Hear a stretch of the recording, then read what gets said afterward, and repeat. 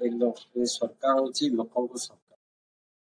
ଲୋକଙ୍କ ସରକାର ଲୋକଙ୍କର ଡିମାଣ୍ଡ ଥିଲା ଯେ ସେ ଗାଁକୁ ରାସ୍ତା ଦରକାର ଥିଲା ଝଡିଗୁଡାଠୁ ଆମର ଗୁଣ୍ଠାଗଡା ପର୍ଯ୍ୟନ୍ତ ଲୋକଙ୍କର ଡିମାଣ୍ଡ ଅନୁସାରେ ସେମାନଙ୍କୁ ଆଜି ରାଜ୍ୟ ସରକାର କେନ୍ଦ୍ର ସରକାରଙ୍କ ତରଫରୁ ସେଠାରେ ରାସ୍ତା ପ୍ରଦାନ କରାଯାଇଛି ଗାଁର ଉନ୍ନତି ଯୋଗୁଁ ଗାଁର ଯାତାୟାତର ସୁବିଧା ଯୋଗୁଁ।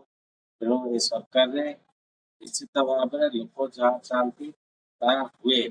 ଏ ପ୍ରଣାଳୀ ହେଇଛି ମୋ ବିଧାୟକ ହେଲା ପରେ ତାଙ୍କର ଯୋଉ ଗାଁ ଲୋକ ମତେ ନିବେଦନ କରିଥିଲେ ରାସ୍ତା କରିବା ପାଇଁ ସେଥିପାଇଁ ସରକାରଙ୍କର ଅନୁଦାନ କ୍ରମରେ ସେଠି ରାସ୍ତା ଦିଆଯାଇଛି ଏବଂ ସମସ୍ତେ ଯାତାୟାତ ପାଇଁ ସୁବିଧା ହବ।